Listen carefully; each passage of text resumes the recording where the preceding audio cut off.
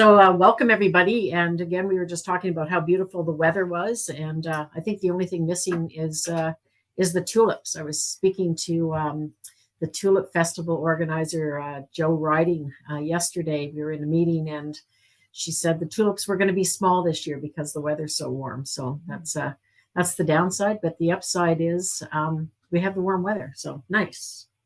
So thank you everybody for joining us today and to talk about accessibility. It's a much needed subject to cover.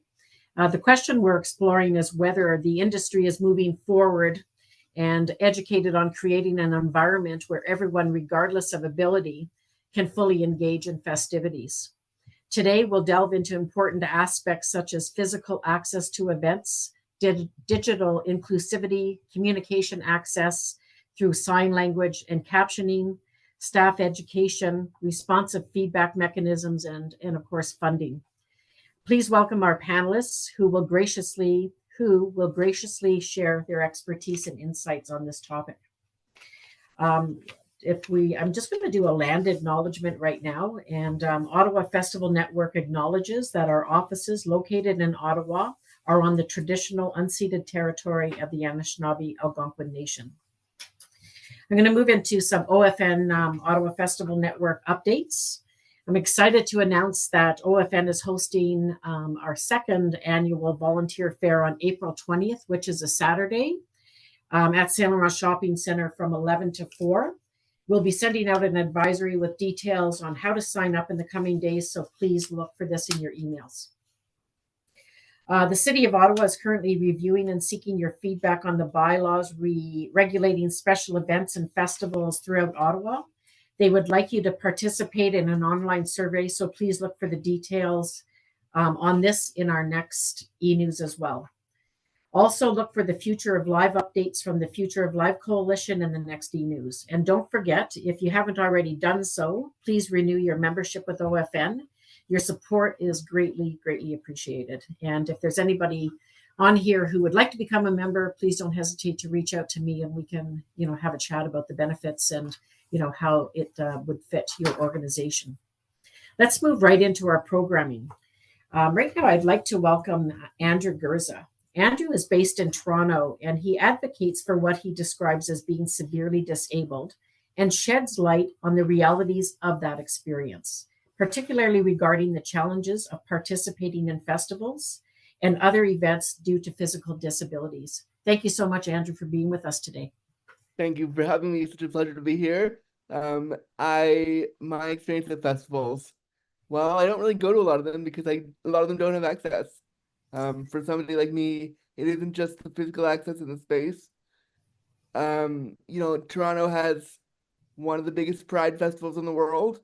I can never really go to that because it's not really accessible for me as a disabled person, as a wheelchair user. And so I find a lot of festivals or events that I go to tend not to consider my needs, but also the needing somebody with me at all times. So when I go to a festival, I need personal care. And so a lot of festivals don't offer this, or they will expect that you'll bring a family member, bring a friend. And when you live in supported housing, where I live, for instance, I have care in my home, but the minute I leave my home, I have no more care. So if I want to go to, let's say I was living in Ottawa and I want to go to Blues Fest, and I lived in supported housing, if I left my home, I'd have to bring in a friend who knew how to do my care, which is really hard to find already. Hire my own care worker, which living on Ontario's disability support is rather costly. Or I would just have to not go at all. So what I want festivals in and around Ottawa to remember is how important it is for somebody like me with severe disabilities to need another person and what that looks like. That doesn't just mean, giving them free entry into the space. That means making sure that there's enough bathroom space for me and another person. That means making sure that if I can't bring somebody, there's an attendant person on site. That means that, that person is trained and paid to help somebody in the washroom, help somebody with taking on and off their coat, help somebody to eat if they have to. There's a lot of things that I would love to see festivals do in and around Ottawa, that just to include that community, because those of us who need ongoing care feel like any kind of social event is daunting when you need someone else with you all the time, and the social kind of fear of having to ask for that help when all you want to do is have a fun summer festival is really, really hard. Yeah.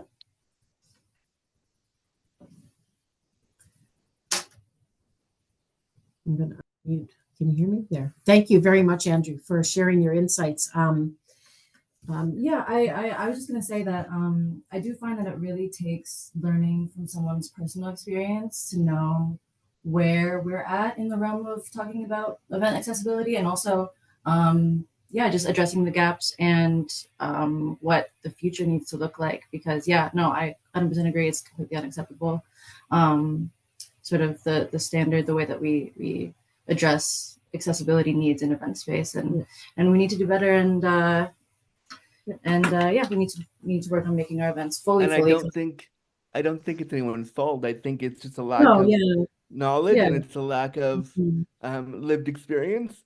So a lot of the time, festival organizers are juggling a million things and aren't thinking about, oh, how is somebody with a severe disability gonna feel in this space that's not affecting them? So it doesn't come top of mind.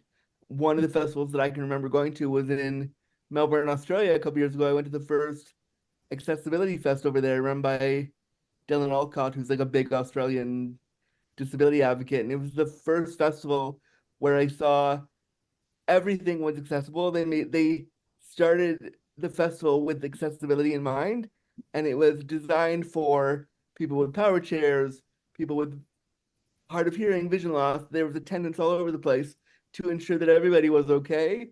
And that kind of thinking, bringing accessibility, starting with accessibility first before you build anything else into a festival, should be where we're headed.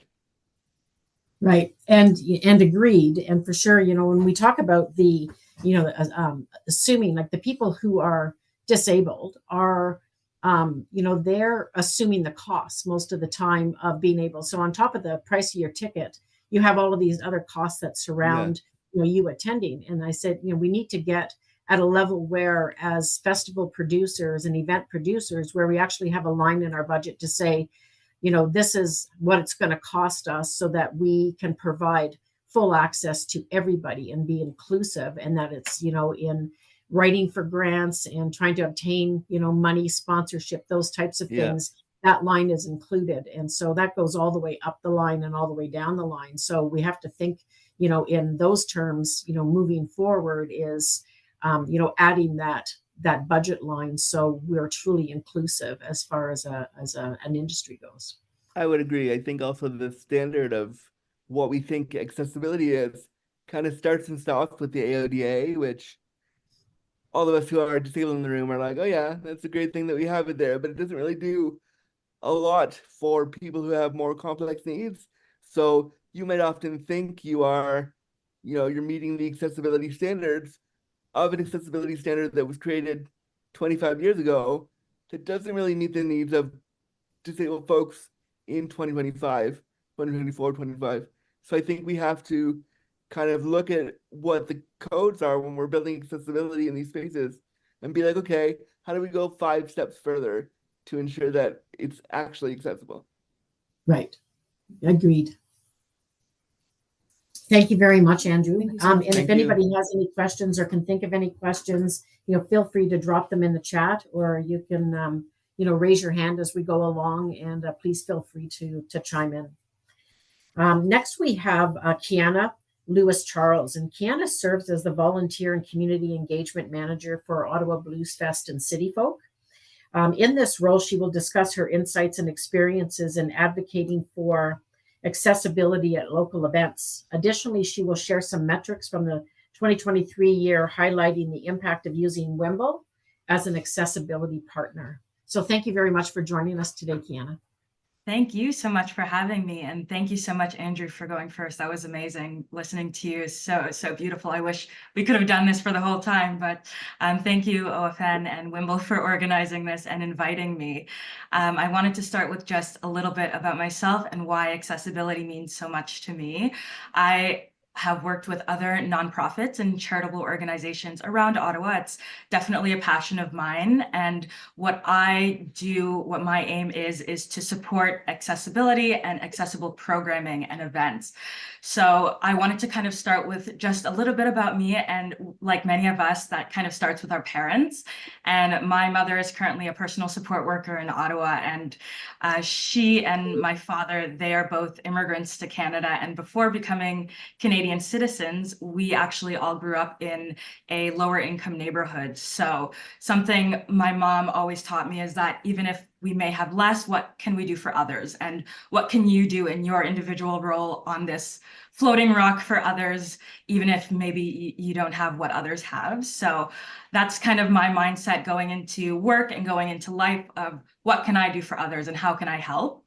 And growing up as a child, like many of us, growing up, I always wanted to do the things I like to do and hang out with the people I like to hang out with. And for me, that was music and that was sports and hanging out with my friends. And that started with definitely volunteer experience, which was great. I actually volunteered at Blues Fest when I was young, and something about sports and music, especially growing up in a lower income neighborhood, not all of those were accessible, whether that be financially or even physically getting there. My mother didn't drive when we were young, so she was always pushing around my little brother in a cart. So we kind of were struggling to get to these places. And then once we were there, how do we afford these things? So accessibility, like we mentioned, is different for everyone, whether that could be financial accessibility, physical accessibility, learning accessibility, or even having a positive queer space. All of this is accessibility needs that a lot of us have either experienced or know others that experienced. And with people and organizations, those things kind of help break down those barriers. And I'm looking to be one of those people or organizations that do so and help others. So that's kind of my mindset and why I do what I do and why I love to do it. Doing what I can for others is definitely my first goal when doing anything, whether that's events or programming, or again, just having a good time with others. So I wanted to speak to the festival a little bit. So as we mentioned, I work with Ottawa Blues Fest and City Folk. So our mission in very many words is to bring people together in the volunteer space, in the patron space, and to listen to music and have a good time. We do about 300,000 patrons for Blues Fest. It's one of our major festivals. And with events and with programming, definitely a first step, I would say, would be evaluating your program and evaluating your site. What does that look like for you? What are you getting and what can you bring to that space? So evaluating your program and your site can be a self-reflective task. So that is definitely a first step. But the next step, going that extra mile, is looking outside of yourself and of your organization, and looking to your peers and looking to external organizations or, like I said, people who are helping to break down those barriers. And as Andrew said, people with lived experiences, that's so important too, to bring in those experiences to, again, help you look around your space and your program and say, hey, is this accessible to everyone? Can we bring everyone together for this program, for this event, for whatever we're doing? And I wanted to speak about what we do in terms of partnerships and in terms of others we like to bring in and what we're doing at the festival to support this accessibility. I wanted to start with getting to the festival. So like I said, transportation is a major factor in accessibility. How do we expect everyone to get to the festival? So one partnership we have at Ottawa Blues Fest and City Folk is with Paratranspo and OC Transpo. So again, getting to the festival is important, and the mass transportation around Ottawa is what we're looking for. So how can we get this transportation to bring people to our festival? So some partnerships there of, if you have a wristband, you get free riding on Paratranspo and OC Transpo. So again, the physical accessibility as well as the financial accessibility are huge. And I also wanted to speak to Whimble too. So as mentioned, Whimble is an external organization, so very groundbreaking. And they started with Blues Fest when I started with Blues Fest. So it was a very important relationship for me and a very important thing I wanted to continue, because with Whimble, and I'll speak to our volunteer accessibility team a little bit, but with that accessibility team, and as many of you know, with volunteers, we can't ask volunteers to do everything. And in terms of their job, their role, and in terms of other things like insurance and those kind of barriers that we experience when trying to support people. But with Whimble, we love Whimble because what they did for us is they filled some of those gaps. Some things that our volunteer team and our leaders said that we want to be helping people more and we can't. We feel restricted, and bringing Whimble in, they allowed us to do more for others and kind of assist in more of the daily living tasks that they do. So Whimble is a great resource. I recommend them to anyone and everyone. If you are running an event, if you are doing programming in Ottawa or surrounding, please, please, please reach out to Whimble. I could not stress it enough. They're definitely a very impactful organization. Other things we are doing at the festival right now is a support person. So we allow a support person free of entry in if you would like that to support you while you're on site. We have an accessibility entrance. So we have this zigzag entrance, but instead beside it, we have a straight path with a ramp to help physical accessibility. If you have that wheelchair or a walker or want to greet someone from the accessibility team right at the end of the gate. So again, having that getting there and getting on site and the evaluation of what does your site look like? What is if you are on some grass in the middle of a field like us, then it's definitely a first step for many. Accessibility washrooms. So we have some wider set washrooms and an accessibility platform. So our accessibility platform, again, if you're evaluating your space and if you're a festival like us that is on flat ground, thinking of if someone is, for example, in the front row, but in the second row and can't see. So we have that accessibility platform of raised viewing. And like I said, a lot of our accessibility volunteers and Whimble also like to hang out in that space to support the patrons and volunteers who may want to be on that elevated accessibility platform that's accessible by a ramp.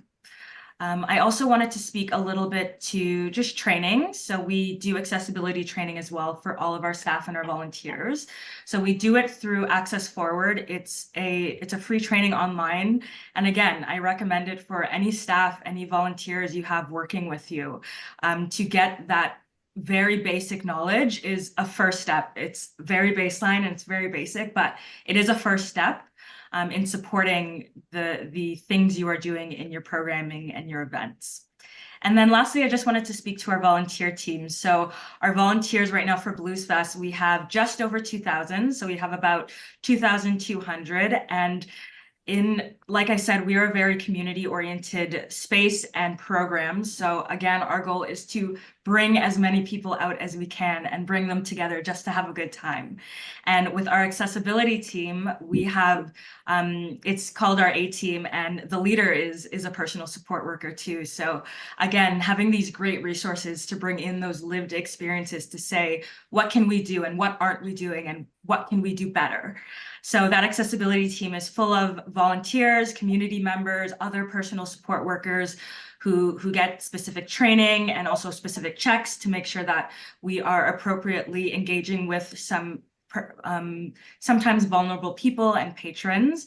So that accessibility team is huge for us, helping patrons. But again, in conjunction with Whimble to fill those gaps of the accessibility team can be a first step, but if we need more, we have Whimble on site to help patrons and to help volunteers.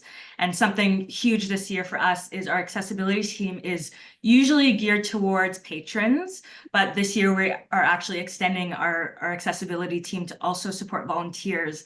It was something they did on the side when they could, but we want to very concretely support anyone who's on site, and in the form of, it's kind of right now a buddy system. So we'll have accessibility team members who want to partner up with volunteers who want that support, or who would like someone else to be with them on site, or to guide them while they're working, or to stand in a line for them while they sign up. So that's a little bit about what we do. It will never be enough, and I'm happy that we can have this discussion so that we can understand what others are doing and how we can do more. So thank you. Thank you so Hey, much. Kiana, it's Carolyn from the Ottawa Festival Network. I just wanted to say, wow, I didn't know your history. It was great to hear about it. And really, your passion for this is quite inspiring, actually. So thank you for sharing all that. Thanks so much, Carolyn. Absolutely. And can I just have like a brief question for you? And you might not have an answer because you started around the same time that Whimble did. But at what point, did Blues Fest start to identify that, there were some patrons that were being left out? And is that something that has sort of evolved over time? Did you get, a whole bunch of emails to say, hey, love the thing, can't make it, because of this and that? So what sort of, how did it evolve so that it's the way it is today? Definitely. So I would say it evolved by listening to our volunteers and listening to our patrons, like you said. So we had the conversation first with our volunteers. Our accessibility team actually came to us and said that this is what we're experiencing on site and we're not happy. We want to be doing more and we are saying no. And that is a hard pill to swallow for a lot of us, to say no to helping others. So it started with our accessibility team saying, we want to do this in a way that we can't right now, and learning about Whimble, that partnership, and again, patrons coming to our volunteers and saying, this is what we need and we're not getting this. So looking around Ottawa to what was out there and how we could break down those barriers and fill those gaps of, okay, where do we go from here? Because we know we're not doing enough right now and we want to be. So that partnership came involved after we had those conversations with our volunteers and with our patrons, that we clearly needed to do more and that we weren't doing enough. So bringing in Whimble was our next step, and it's something we plan to continue to do because our volunteers and our patrons have all said how much of a help and how many of these gaps Whimble is filling on site for us. So it's definitely a change in our accessibility and how we do things, and for the better, definitely. Truly amazing. Thank you very much. Yeah. Thank you. We're very pleased to have Ian Fraser join us today. And Ian is formerly the executive director of Race Weekend, and he's transitioned to a new role as the CEO of the RA Center. Oh, wow. So his passion lies in cultivating a diverse community that embraces individuals of all ages and physical abilities, bonded by their shared enthusiasm for health, wellness, sports, recreation, and social connections. He focuses on organizing sports events that are inclusive of disabilities and considers accessibility in event spaces such as those at the RA. So thank you very much, Ian, for joining us. Thank you. I'm really happy to be here. And Kiana read a great presentation. That was absolutely amazing. And I think for all of us who are in the festival space and in the large event organizing space, sometimes we think of ourselves as project managers first, and then designers of incredible events for people to come and attend and experience things. And I think, if I look back on the world of running over the last 40 or 50 years, Run Ottawa is celebrating 50 years of Race Weekend this year. And it wasn't very long ago that Catherine Switzer was pulled off the course of the Boston Marathon and effectively tackled by event organizers because she was a woman and women were not allowed to participate in that event. So that was, I think, for all of us in the running space, a prototypical moment where the concept of accessibility first became an issue in a sport and in a pastime that was highly performance-based, not reflective of the community that it operated in. And so, we fast forward to 2024, and if I think of, and I'll speak primarily, I think about running at the beginning of this, and then I'll speak about my experiences at the RA Center as well, because there are parallels and there are similarities. So I think today, when we look at what Ottawa Race Weekend is, it is a celebration of community. There is something, should be something for everybody at that weekend. And that includes an opportunity to perform and run your very best. It also should be an opportunity for people who have never experienced that kind of a thrilling event to be able to participate. And accessibility for all of those who would like to come and join us is an integral part of how we design Ottawa Race Weekend. And over the years, the idea around accessibility started, as I just mentioned, around gender equality and women being able to come and participate in running events, which seems ludicrous now when we sit here on this call, but it was a reality not very long ago. And through our work with Achilles International, we, for many years, had visually impaired athletes that would come, and we would do specific things around those participants to make their experience as fulfilling as everybody else who came to the start line. And then we started to think about things like neurodiversity and neurodivergence. So we had participants who had difficulty with loud noises and sounds as part of their experience, which is something, a large challenge for an event that has that kind of a footprint associated with it. So what things could we do to accommodate those guests and those participants? And I think it led us to a part, and I think Kiana made a great point about this. It wasn't for us about inviting people and letting them know that we could accommodate them. It was more intentional than that. And it was to create a program where we could look at what the needs of our participants were, who was emailing us, who was calling us and asking us if we could accommodate. If you were neurodivergent or neurodiverse, could you bring a support person with you? And were there quiet places where you could go to pick up your kit at registration? Could there be quiet spots for you to meet family and friends afterwards, just as one example? And so what we started to do in 2022 was to put together the essence of what our accessibility program was like. And that included everything like our hotel partners. What hotels did we have in our roster that participants could come and stay for race weekend? Were they accessible on a number of different levels? Would they be accessible? So could we identify those for participants and start that as the beginning of their experience?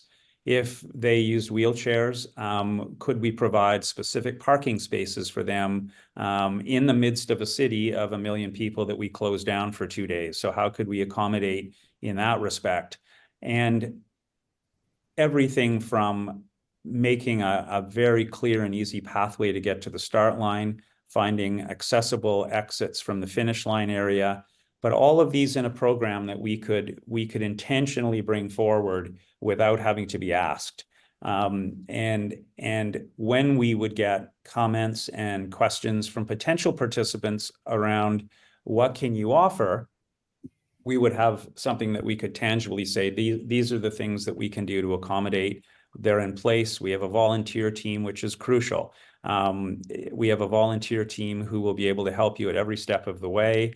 And I think communication is also super important.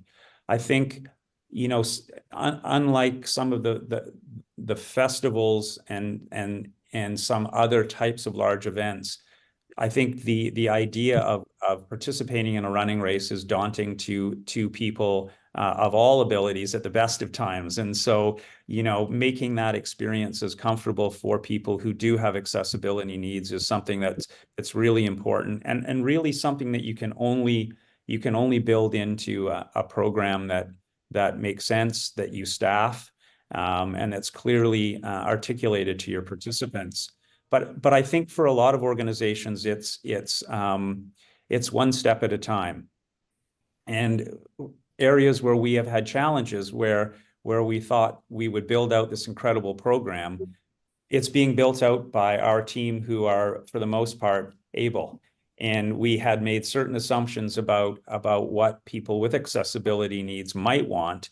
And after 2022, we had to go back and look at our program and say, wow, we really need to have some voices around that programming piece that represent people who have accessibility challenges, so that we can actually not build it the way we think it should be built, but build it the way that the user could practically experience those pieces.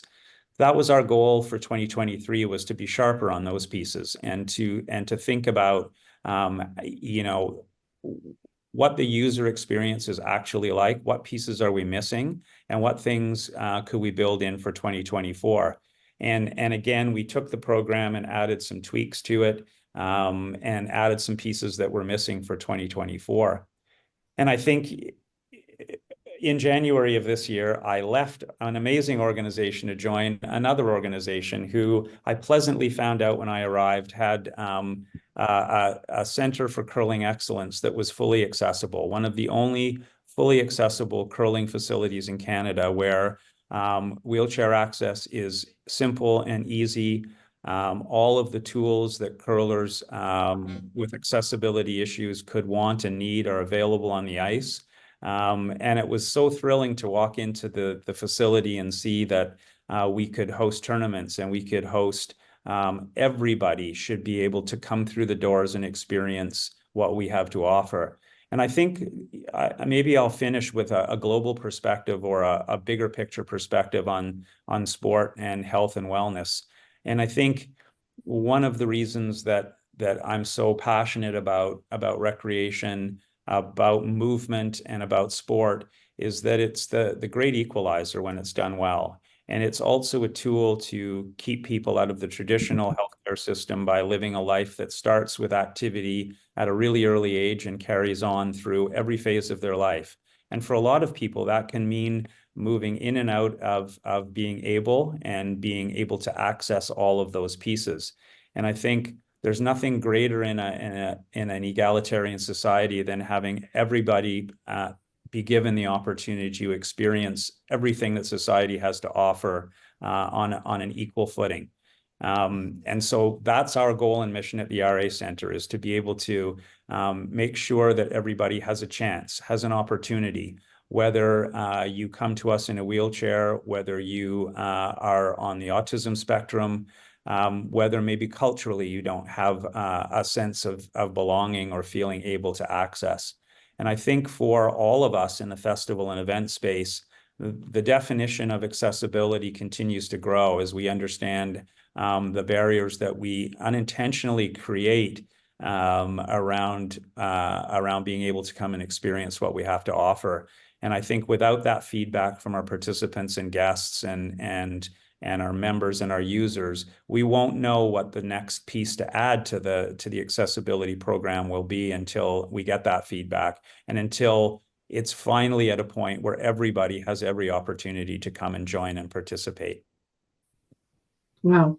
So Ian, this is like truly inspirational. How you get, from the 1950s to today, and, how all encompassing, accessibility is, because it's about everything.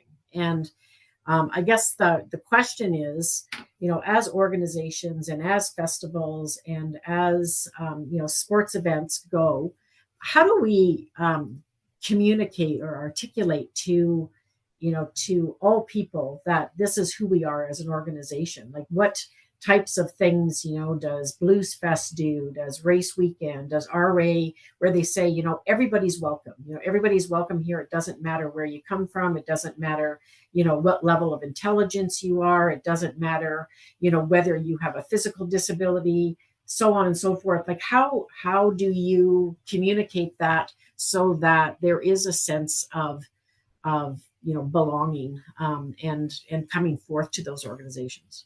I think my answer might be a little bit sort of common and maybe surprising at the same time. So the common piece is that by doing, instead of saying that we do, is the first part of that puzzle. And I think the second piece is really using your social network channels to highlight in images and stories that this is who you are and this is who you serve. I think it's one thing to field or take in an email from a participant who has a question about accessibility and say, okay, here's our package, or here's how we're going to guide you through the process. But I think you're eliminating a number of people who might want to come and participate who aren't even going to take that step to reach out. But if they see images on Instagram, if they see images on Facebook of people like them participating, and they can see themselves in the event that you're producing, then that's the step to get them to reach out and say, okay, clearly they have a program here. I wonder what that's about. But I think if you don't do that, you miss a step. And I think it's about creating degrees and levels of comfort before you'll actually know that a person needs something. They'll see it in what you do and how you show them that you do it. Right. Thank you. Does anybody else have any questions for Ian, or any similar experiences? Thank you very much. Sorry. I just wanted to piggyback on what he was saying about how, we're doing our best.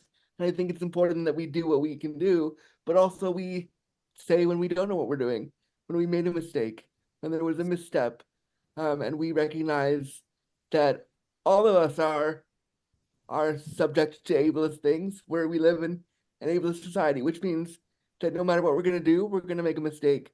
And so I think it's important that we hold ourselves to these standards, but also give ourselves the grace to be like, oh, wow, I made a mistake. Let me try again.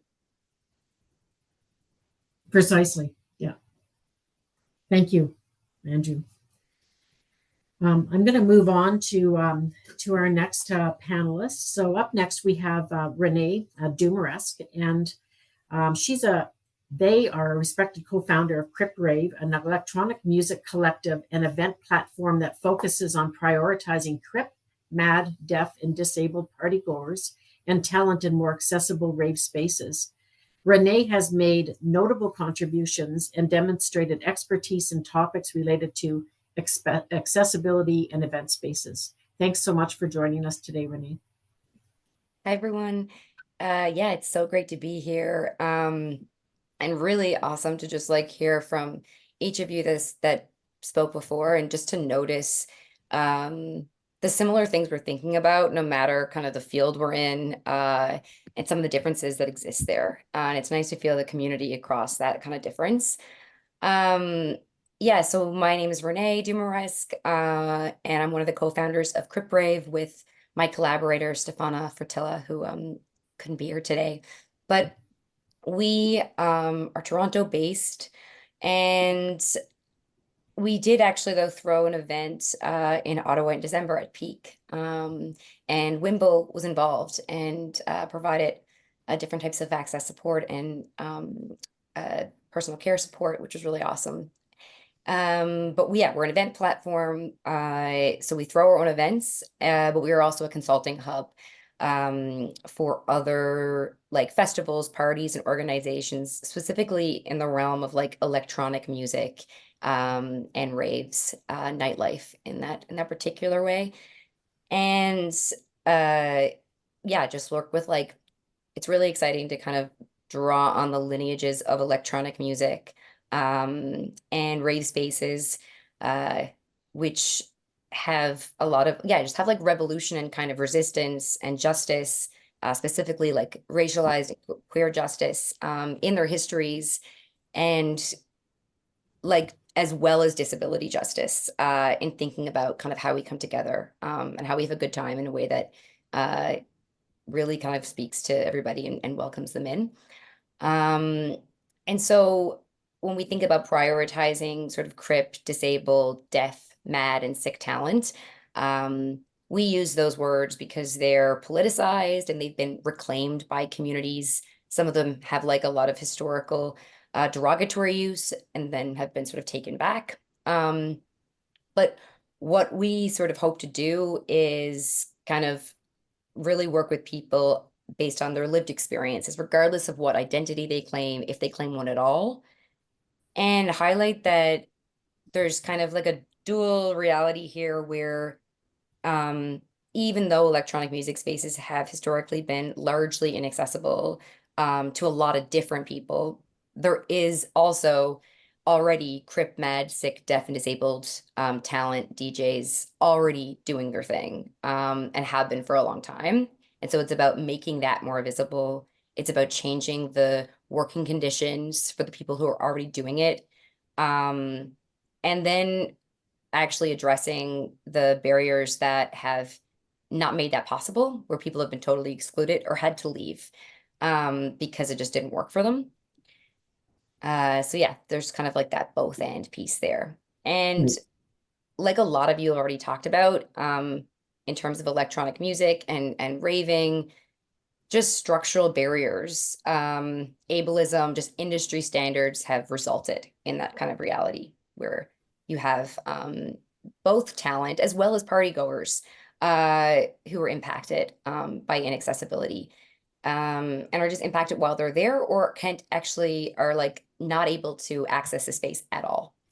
And so when we think about accessibility in that kind of nightlife context, our understanding of access is informed by disability justice, which I sort of mentioned earlier, but it's a Crip and queer of color framework that comes from, well, it's a lot of people have contributed to it, but particularly thinking about people like Mia Mingus and Patty Byrne from like the San Francisco Bay Area.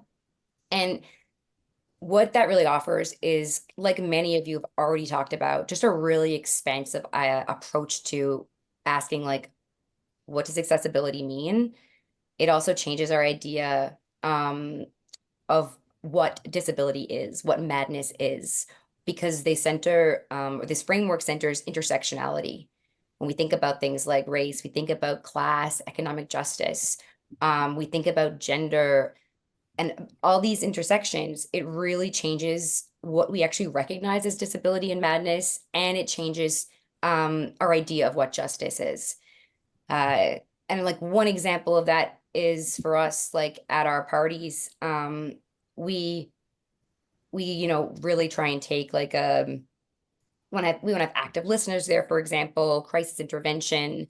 We want to really kind of deprioritize security and like carceral approaches to safety because they don't work, but also that type of like mental health support, for example, keeps cops away when we know that for like, for example, Mad Black attendees or talent, that comes with increased risk, right? So it really changes sometimes what you're already doing by adding that extra lens, which has been really, really helpful in kind of just thinking about what does access mean in these spaces. And so we're thinking about things like many of you have already talked about in detail. So I'm gonna just like not go into too much the specifics here, but an accessible venue, of course, absolutely, really thinking about physical space, being able to get in the space, move around the space, the bathrooms, accessible bathrooms, gender neutral bathrooms, ideally accessible by public transit. And then designing the space. When we think about space design at a party, where possible, ideally, you just want to make sure that there's as much choice as possible. So we like to have a chill space, for example, with low stimulation. If resources allow. So you might have a room with a like banging music, and then another space where the lights are lower and there's no music or it's ambient music. And there might be we like to suggest that there's like seating throughout the whole space and a variety of seating options for different needs. But in the chill space, there might be more. There might be, just an emphasis on kind of relaxing. Things like a reduced scent policy.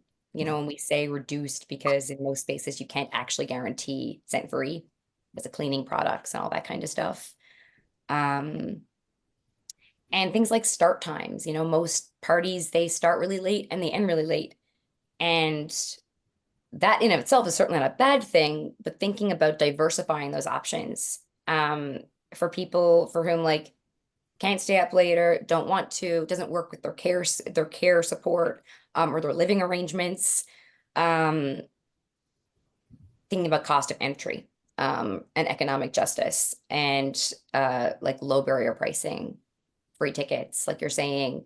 And then actually like what access supports and supplies are available during the event. And that's why when we worked with Whimble, that was really awesome because at our events in the past, we've had like access support navigators, but to have people who are actually trained and there to actually provide personal care felt like a really critical piece. And yeah, that felt really important. Harm reduction supplies and volunteers, crisis intervention, de-escalation support, active listeners. And depending on the size of your event, like number of these roles might be able to be filled by the same person or like a team where people can do multiple things, right? Not necessarily having like, because we think about like how can we make this sustainable for what we're working with while also providing the things that people need.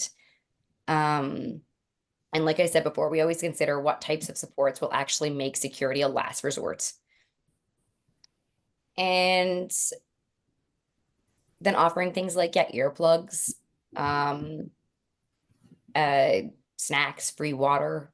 If you're selling alcohol, kind of include non-alcoholic options that are actually interesting and people like. And then we think about the accessibility and the sensory experience of live music. So having different access points into like the music itself. In the past, we've used ASL music interpretation, visuals that are live and responsive to the music. We've done online parties where there was like live painting. We had tactile bags one time that were like reflected the kind of aesthetic of the sound. And incorporating things like a live stream and VR, which we did when we worked with Peak. And lastly, prioritizing accessibility for talent.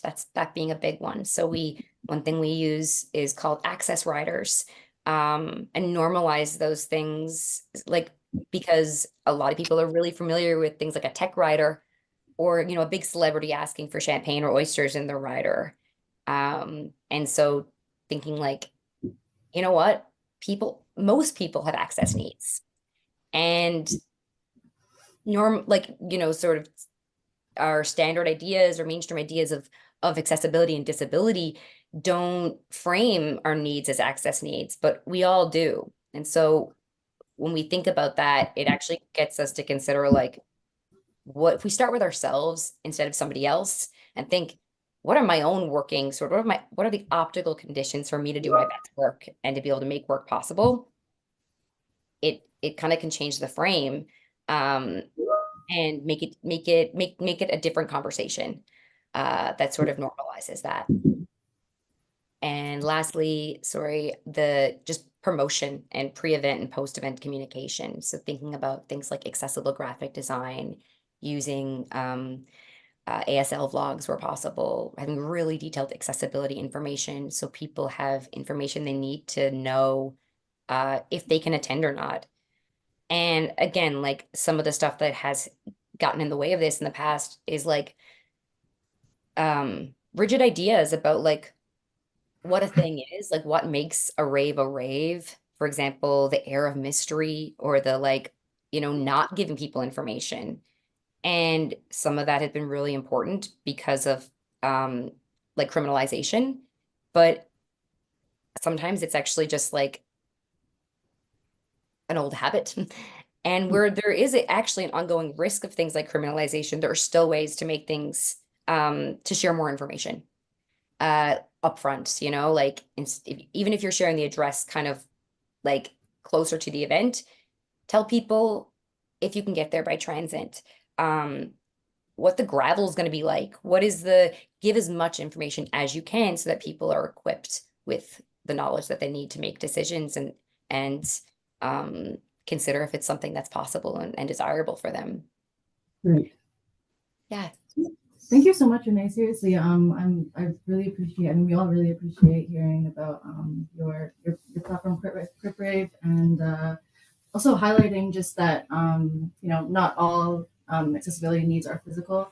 I think that's something that we're kind of conditioned to think right off the bat, but no, it's in fact much more detailed, and it's on a very broad spectrum. And I really appreciate that you have this platform that's available for folks and at as many events as possible. So thank you so much. I really appreciate that. Thanks. Does anybody have any questions or any experiences to share with Renee? I know that Ian has to leave around 4 o'clock, so I'm just going to get in Emma Brown from Whimble. So welcome, Emma Brown. And Emma's been incredibly generous with her time, assisting us greatly in organizing this event. So thank you so much, Emma. She is the founder of Whimble, a platform that links individuals with disabilities requiring immediate assistance with nearby caregivers. She's based in Ottawa, and she's enthusiastic about discussing how Whimble can assist event organizers in providing more inclusive events by offering on-site personal attendant care services. So thank you, Emma. Thanks so much, Janine, and thanks everyone for being here today. I never feel less cool than when I'm in a room with Renee and Stefana, so I hate that I have to go after them, but that's okay. And I also apologize, I have a really bad cold, so if I just mute myself for a minute, just give me a second to cough up a lung and then I'll be back. But yeah, I just wanted to kind of wrap up today quickly by presenting what we're working on with Whimble and how it kind of ties. I mean, everybody very generously name dropped us already, but I can kind of give everyone a bit of an overview of how it works. And just to give you my background, I'm an able-bodied person, but I have a younger brother with a disability. He uses a manual wheelchair, and he and I both live in Centertown, and we go to a ton of stuff around the city. And kind of going back to what Andrew was saying about when you do rely on personal care assistance, you need that person with you to assist you. I'm the one that my brother calls more often than not to say like, hey, do you want to come to the 67s game with me? Or do you want to come? Like I've gone to Blues Fest with him before, gone to a bunch of stuff where when you can't go to the bathroom by yourself, or you can't reach a food truck, or you're nervous, like that fear of like, what if something happens? It just, I've kind of grown up with his experience ingrained. So that's where Whimble really came from, was how can we sort of create a safety net for everybody who relies on care, whether that's related to like physical needs or developmental needs or whatever. Like, how do we make sure everybody has a safety net for getting access to care when and where they need it, and on their own terms, not dictated by a provincial legislation, not dictated by a supportive housing governing body, like not dictated by an agency, like very much the individual saying, here's what I need, here's where I need it, and here's when I need it, and us helping fill that gap for them. So very, very basically, Whimble addresses that on-demand care component. Can kind of think of us like an Uber for caregivers. That was my original thinking. My brother often calls me at like, he seems to be really good at picking like Monday nights at 11 p.m. to have an issue. So he would often call me and be like, hey, you got to come over. Like literally I poop my pants and I need someone to come help me get cleaned up. And I'd be like, okay, I was in bed already, but I guess I'm coming over to help you get cleaned up so you can go to bed. So that I would like have these like grumpy walks through Centertown late at night being like, man, I really wish there was someone else you could call. And so Whimble really came out of that like Uber for care concept of someone saying like, I just need a body to come help me accomplish this task right now. And my regular support system might not be available. But then we actually we piloted our events partnership model at the, I haven't met you yet, Ian, but we piloted our events partnership model last, I guess 2 years ago now at the RA Center with the Learn to Wheelchair program, and really tested out like, is there a way for an unknown caregiver to come in and add value to someone's experience when they're out in society doing something. And the Learn to Wheelchair Curl program was really generous with letting us come in and sort of test this out, sending in a support worker each Saturday during the clinic to kind of be on site in case someone needed help going to the bathroom or getting a snack out of their bag or changing into their warmer clothes to be out on the curling, I don't know the curling terms, but like the curling ice surface. So that was kind of our first foray into the event space. And since then, we've had amazing partnerships. Kiana has been so supportive with Blues Fest and City Folk. We've worked with the Nepean Sailing Club with their Able Sail program in the summers. We've worked with a bunch of nonprofits around Ottawa who are hosting like community events. We just launched with the Shaw Center, so we'll hopefully be at more conferences, and any event with a buffet line is a big one. Like if there's a buffet and you use a mobility device, it's really challenging. So yeah, we're really just trying to make everyone aware that like Andrew was saying, even though you might be able to bring someone for free, which is great, or you might have someone nearby, like a grumpy sister who can come with you. It's still not the ultimate solution for making sure that anyone can go and enjoy their experience. So that's really what we're trying to accomplish. I do want to kind of clarify that all of our caregivers are experienced in toileting and bathing. Those are the two key things, like helping people go to the bathroom and take a shower. Once you've kind of crossed those boundaries with someone, you can pretty much figure everything else out. I know Andrew's laughing because there's so many boundaries that get crossed in the process, but it's all good. We're all human, they're all bodies.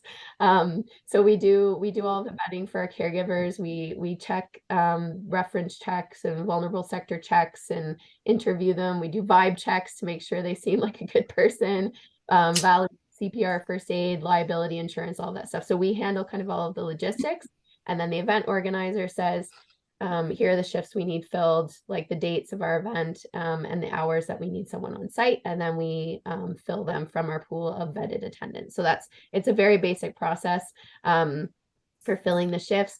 We, as of right now, just charge a straight up $50 an hour. We're losing a lot of money, so that might change in the near future. But for now, we're booking in events at $50 an hour per support worker.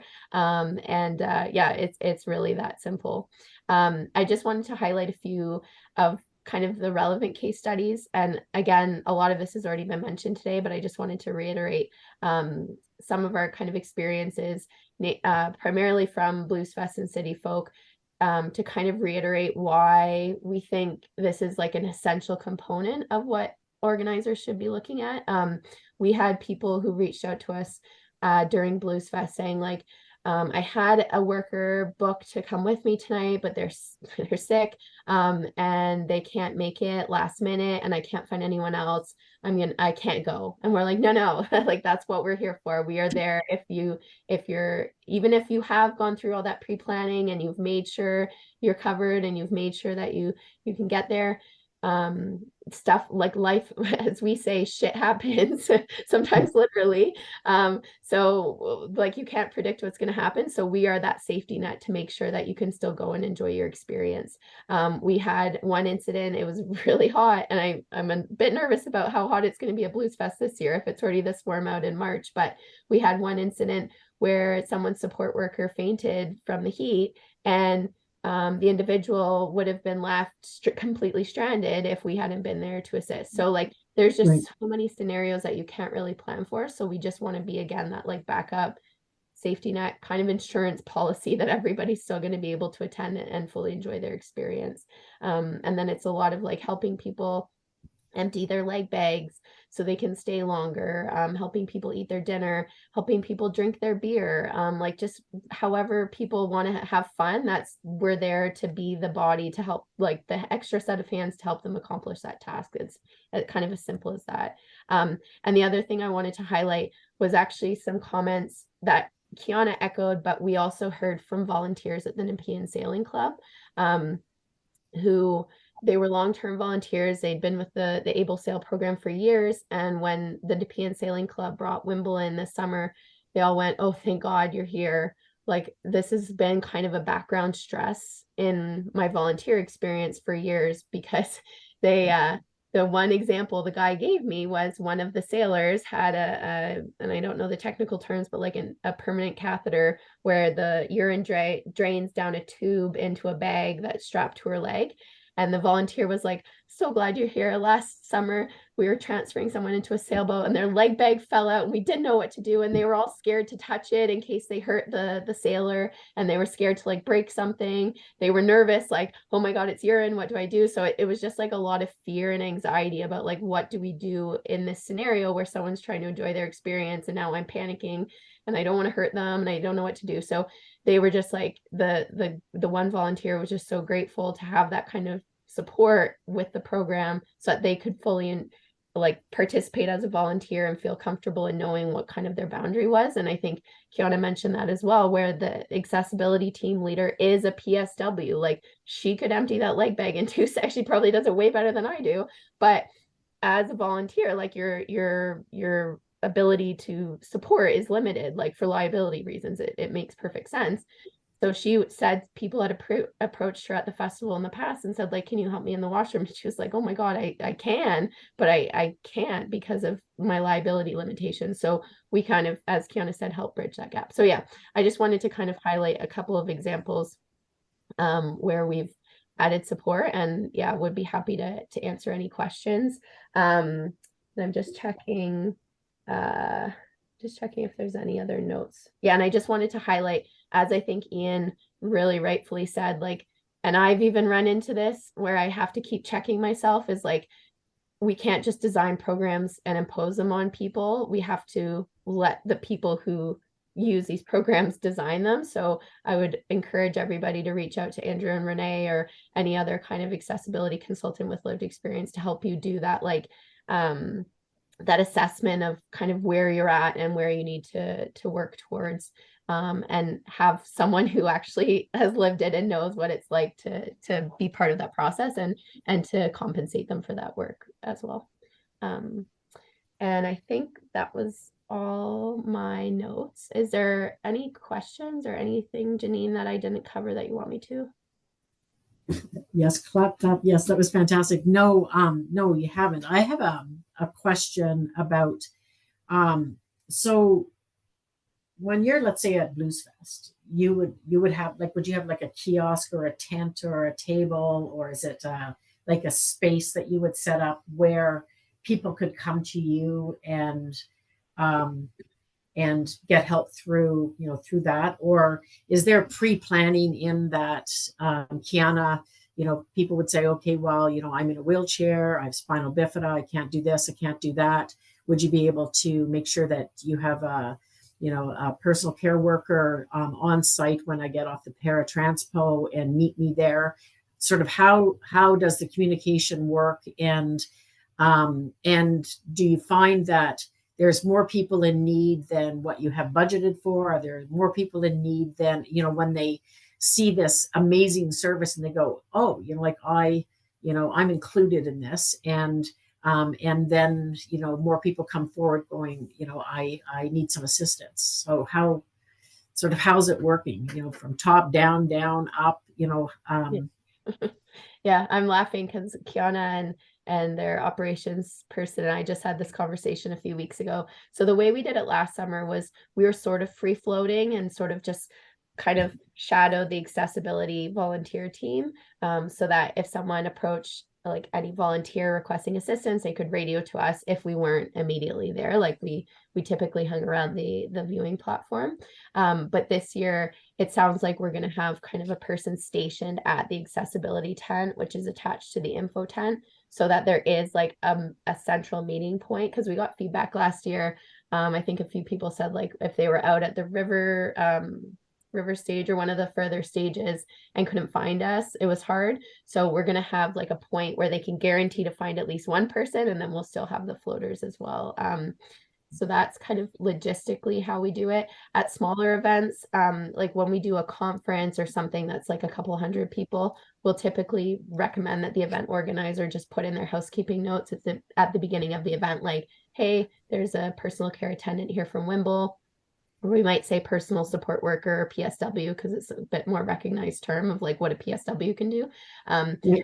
They'll just identify the caregiver and say they're at the back in a white t-shirt with the Whimble logo. Their name is Brenda. Please feel free to approach them at any point. And then we'll kind of keep an eye on kind of the high traffic, high need areas like a buffet line or food trucks.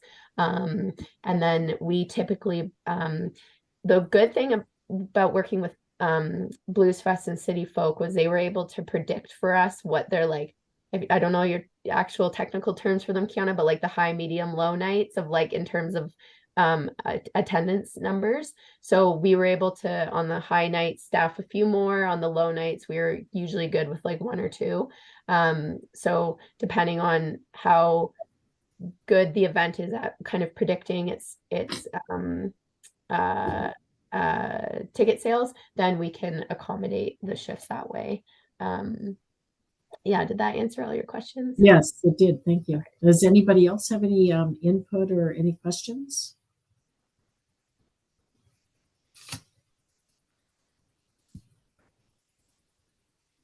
I'm just going to raise a question for anybody who's on the panel, Andrew, Kiana, about and Renee, about training. So, you know, you have volunteers and you have your, and I guess, Kiana, you call them, you know, accessibility, you know, trained volunteers. You know, what goes into the training, you know, specifically, like, do you, you know, is there sort of like a first aid component, and is there, you know, like, what are the different steps of the training? Because that group is going to be trained sort of over and above what you would train, you know, everybody else. Or do you train everybody exactly the same? Good question. So I would say for us, we, like I mentioned, we do a very basic training for everyone. We want everyone to be understanding of a possible vulnerable population that may be on site, because all volunteers are engaging with everyone on site. So that's step 1 for us. So it's a mandatory training. You have to complete it to volunteer with us. You have to complete it to work with us, because we want you to have a basic knowledge if perhaps you've never worked with a vulnerable population before. So that's the first step. And then for our accessibility volunteers, so for each team, we do a training session with just your team. So in that training session, so for the accessibility volunteers, for example, is with Melanie. So Melanie is the leader of the accessibility team, and she, like we've mentioned, is a personal support worker. And she will bring as much training as she can to help the volunteers understand what physical things they can do on site, what Whimble is there to do and what they can do, and as well as, again, just being considerate. That piece is so important of who you're working with, and that these are people, and that you are doing a job, but you are helping others. So that's a very major piece in that conversation.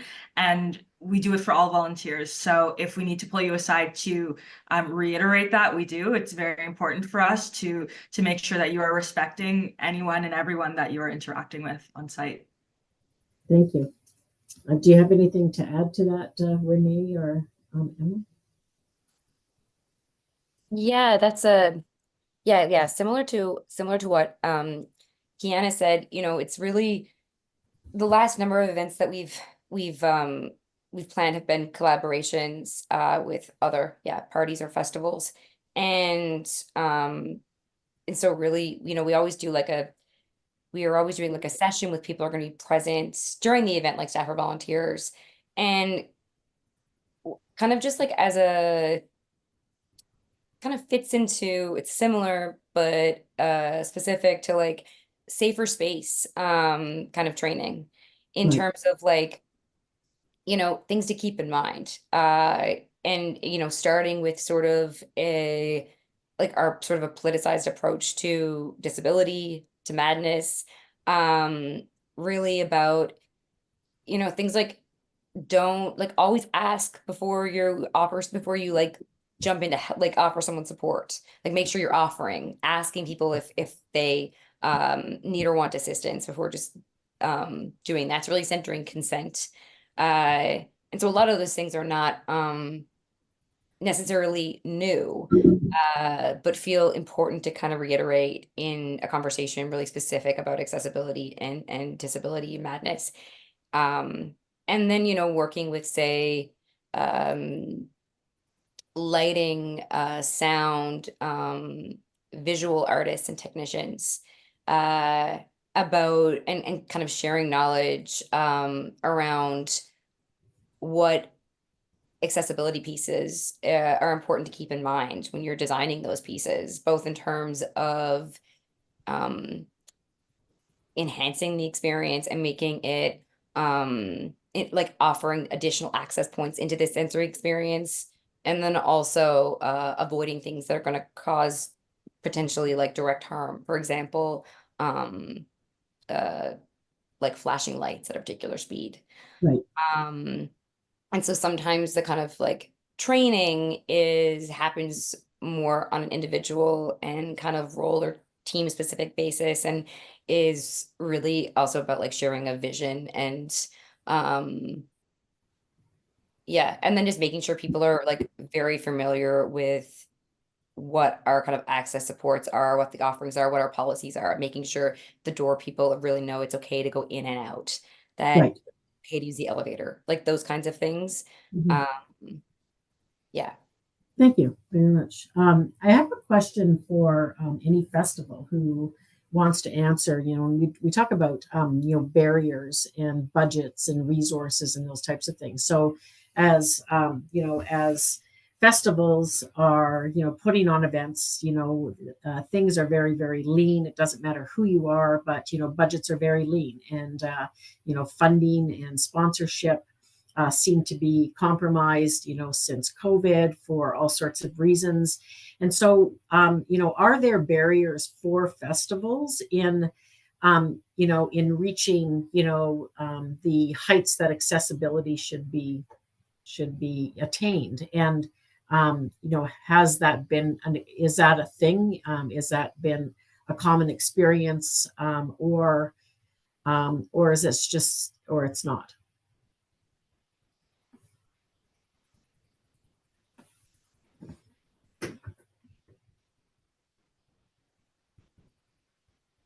I would say just a little bit for us. Of course, I work with the volunteer department, so I'm not too much in the kind of budgeting space. But I know for us, we've had these conversations with Emma and from Whimble about that we have a very basic budget line that we may get from the government or from grants or whatever. But the first step is definitely building that into your budget lines. So whatever funds you get, having the money to go there, even if you can't have it go anywhere else.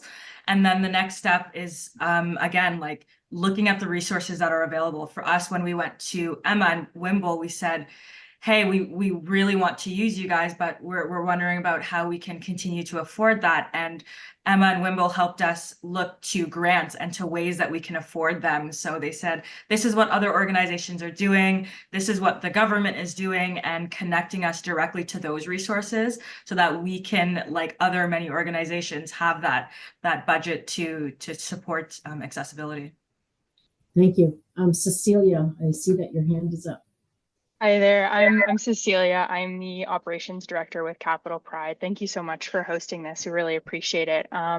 Yeah, I think it's a great question, right? And I think for a lot of things, it's a complete mind shift change, right? Because when you're in a festival space, often you're just like, the way you go about budget is typically like how can you be the most effective and reach the most amount of people? Whereas oftentimes with accessibility, like hiring ASL, for instance, there may be nobody that comes and accesses that, right? But so it's a bit of a mindset shift in accessibility, in the sense of like, yes, putting the line in the budget, absolutely, but also realizing that once you're making those little changes, like it's making it, and I guess like creating more of a universal design, it's making it so much more accessible. But I mean, to answer the question more directly, it's been a huge challenge, right? Like we have no lack of awesome ideas of how to implement accessibility, but even finding things, like in the case of Pride, of course, we have like our main stages, it's very focused around music. And one of the things that we've been trying to figure out how to implement is to have like ASL at our stages so that our like performances can be interpreted. And it's expensive, like it's a complete other line in the budget. And so I think, you know, and in a lot of senses too, it's like applying for the grants, applying for that funding, like that takes labor, that takes staff. So it's also one of those things of, I think, almost asking yourself as an organization of like, sometimes it means doing less, but making that, you know, maybe you cut an artist, but it means that in the time that you have, you're really creating an incredibly accessible festival environment. So I think it really just it's a change in priorities that I think is better for all, but I think it can be quite a difficult mindset shift for organizations. Yeah, for sure. And, you know, and maybe, you know, as festival organizations, you know, we need to, you know, lobby and advocate for, you know, for this very thing in terms of, you know, funding and making funding more available, you know, in that light. Because I mean, everybody, you know, and I hate to use this term, but like you're robbing Peter to save Paul. And so, you know, somewhere in there, you know, you're compromising one thing for another. And not that I'm saying that one thing for another is, you know, is okay. That's not what I'm saying. I'm just saying that it's just really, really hard to juggle the different budget lines so that you're able to, you know, be who you want to be, you know, as a festival and as inclusive as you want to be. I mean, you know, just you want, you know, you want everybody to be able to enjoy the experience. So thank you, Cecilia. Renee. Yeah, just to jump on what you were saying, Cecilia, you know, we're not a festival, but work with a lot of just like there's a range in terms of the size of festivals we work with. And some are quite small, are either DIY festivals or were at one point and are still quite small. And understandably, of course, there's this impulse towards growth and scaling up. And so as you're saying, it's really kind of considering where to do that and challenging this idea that bigger is always better, especially when it eats away at the quality of the sort of care and access you can offer both talent and sort of attendees. And then even for organizations or parties, for example, that are not festivals, we work with a lot of DIY collectives, for example, and a big piece of it is definitely still planning in advance, applying for grants where possible, or getting other like funding sources. And then it's coming up against that reality that sometimes the money just isn't there and it's not going to be there. And it's not going to be perfect. And it can be really hard to kind of, it can be a really hard thing to try and do something and know you're not going to do it perfectly or even to your own standards. And it's like, well, how do we do the best way that we can do, knowing, as Andrew said, we're going to mess up and we're going to have to try new things in the future. But it's really kind of heartbreaking sometimes when we see people across, I think, probably all of our industries and fields actually just not try because they know it can't be perfect and there's so much fear there of getting it wrong. Yeah, thank you, Renee. Emma Brown. Yeah, sorry, I just wanted to echo everybody's comments because I've been like, yeah, great point.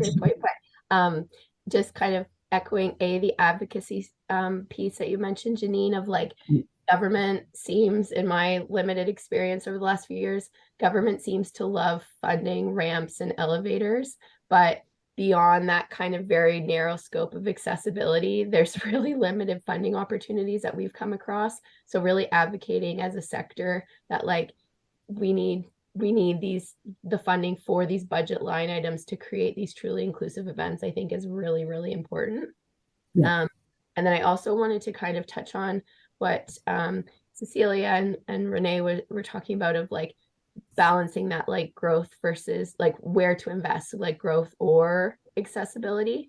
And I think there's also like a pretty strong argument to be made that growth comes from accessibility. Like there's a huge untapped, like not to put a capitalist spin on it, but there's a huge untapped market of people who have access needs, who want to spend money, who want to go to events, who want to be included socially. And there's so many people out there who are just completely left out. And if we made our events more inclusive, like that's a really quick win to get more ticket sales if you look at a bottom line dollar. And it might not be the first year you implement the measure. The event that we did with Crip Rave at Peak, no one used Whimble. I'm perfectly honest. We didn't do a single personal care assist that night. There wasn't anyone there who required assistance.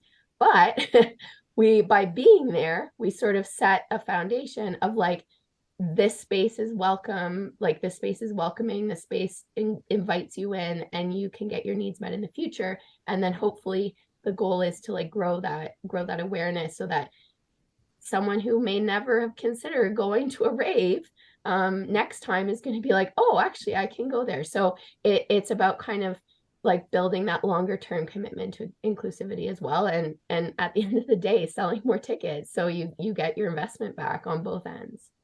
Exactly. That's a really great, a great thing to add to the proposition and to add, to the lobby or the advocacy to say, growth equals, all of these things. And we just have to, draw the picture and make everybody see it. So it's like anything else. Does anybody have any other questions? Pardon me? Andrew. Oh, Andrew. I'm sorry, Andrew. That's okay. I just wanted to briefly highlight that all the people at your festivals who may not identify as disabled today will in later years identify as disabled. So having somebody like Whimble there and having supports there, while they may not need it now, 5-10 years down the line, when you do the festival, they might see that and go, oh wow, I'm so glad it's there now, because now I need it and I can still participate. So it's reminding the funders that yes, we're putting it under accessibility, but actually it's for everyone. We're implementing this for everyone. Maybe not now, but definitely for later. Right. That's a really good point, Andrew. Thank you. Well, I think we're going to wrap the session up. I am really grateful to the panel and our guest speakers for taking the time to share their insights and experiences with us. It's been absolutely invaluable for us and the sector. If anybody wants a copy of the recording, in a couple of days we'll edit some of the prelude things out, and Lee Dunbar, who is our interim executive director, he'll be putting it up on our YouTube channel, and I can send out the link to that. And again, if you have any questions at all, or would like to would like to get in touch with Andrew, Kiana, Emma, Renee, please reach out to me and I'll do an e-introduction. So thank you very much for attending, everybody, and enjoy the rest of your week. Take care.